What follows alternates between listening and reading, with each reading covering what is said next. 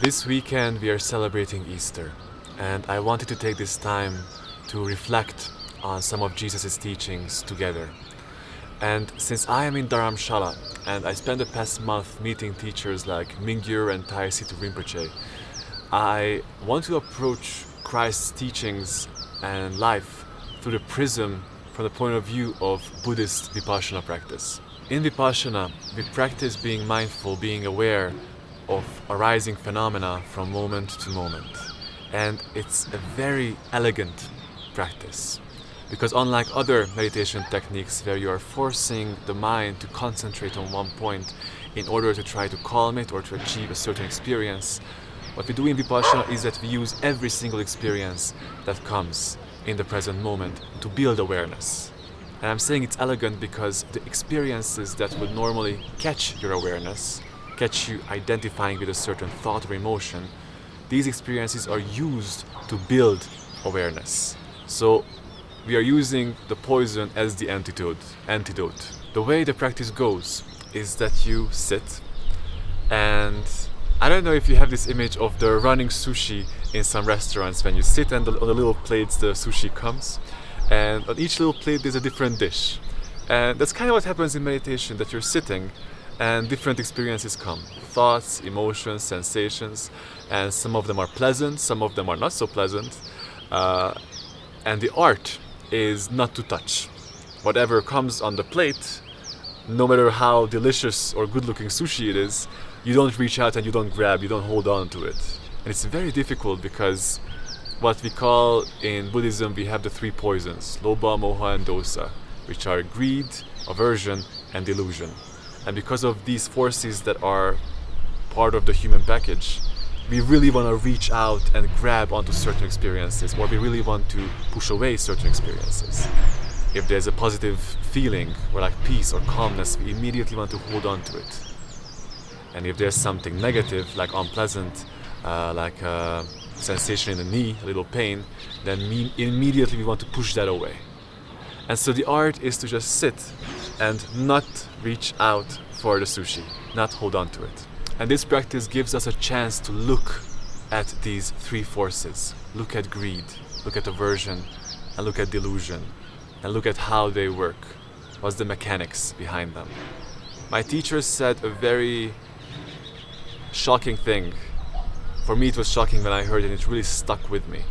He said that on the throne of the mind, either greed, aversion, and delusion are sitting, or awareness. There is no in between. It's either you're aware of the present moment, or greed and aversion are acting in you, and that is what is defining your experience. Christ's way of saying the exact same thing was, if he does not shine, he is darkness. That is giving it to us very straight, no bullshit. If he does not shine, he is darkness. If you're not aware of the present moment, then you're caught up in the darkness of delusion, aversion, and greed. And there's no in-between state. So that's why practice is so important. But how does this relate to Christ?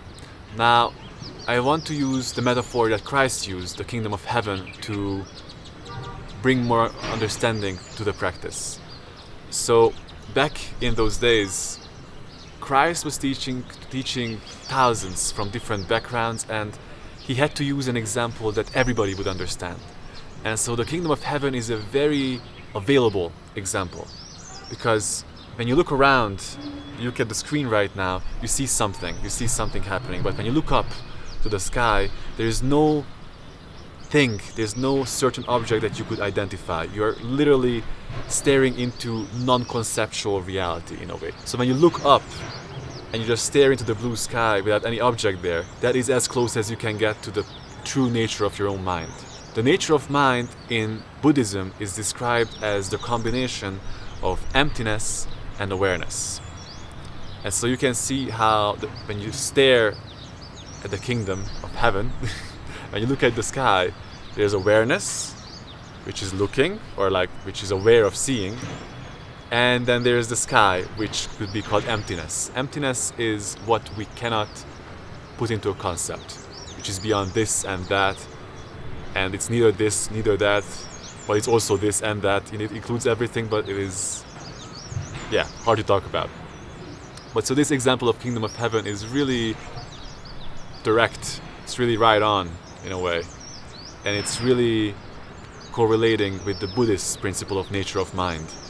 How the Buddhists see how the nature of mind is emptiness and awareness together. And so how do we recognize the kingdom of heaven while doing vipassana practice, while seeing the running sushi go by?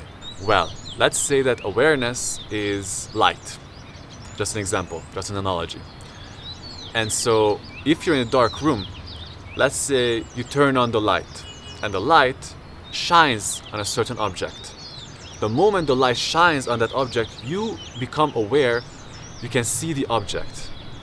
But you don't only see the object that appeared in the light, but you see the light itself which is shining on the object. So similarly, when you become aware of an object in your experience, there is the object and there is the awareness of the object. Right now, become aware of your right hand, just a sensation in the right hand. You can see how there's a sensation in the right hand and then there's awareness of the sensation. Is it the same thing? The sensation in your right hand and the awareness of the sensation, is it the same thing? No. And yet, the awareness part you cannot really understand, you cannot really define, but you know it's there. It's obvious that there's awareness, but it's not as solid or graspable as the sensation. And so, what we do in the meditation is that we see the objects go by, and we don't only see the objects, but we are only aware of the awareness which is seeing the objects. And so that's why I said it's so elegant, this practice, because the form is showing the mirror to the formless. It's like samsara is showing, it's like samsara is presenting nirvana to itself. Okay, that's a bit too far out. But now I want to flip it around and do it the other way. Approach Buddhist meditation through the teachings of Christ. Because an aspect that is lacking in a lot of meditators is the heart quality. And that is the Christ principle in many ways. In the New Testament, in John 3:16, there is this line that God so loved the world that he gave his only begotten Son.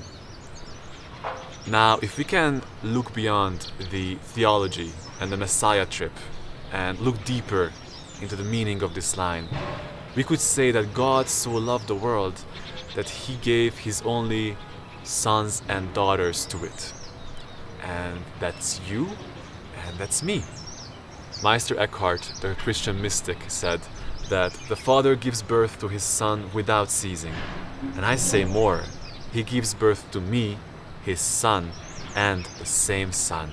But even saying this, that the Father so loved the world that he gave his only begotten daughters and sons to it, is a bit dualistic. Although it's beautiful and it's true, we can even go beyond that one.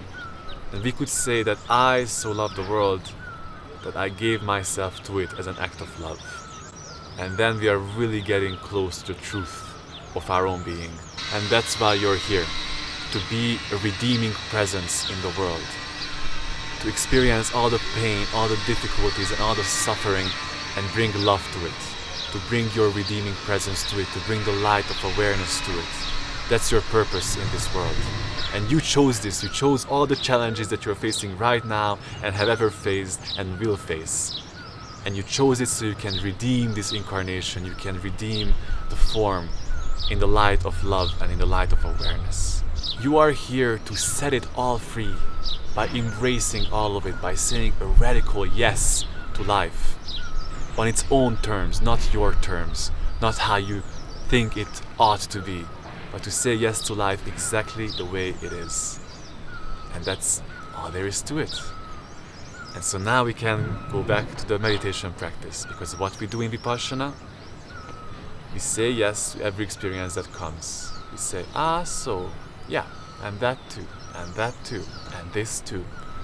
And not push it away, not trying to hold on to it, not trying to change it, but just staying radically open no matter what happens. Thank you so much for watching.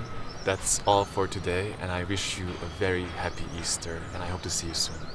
Namaste.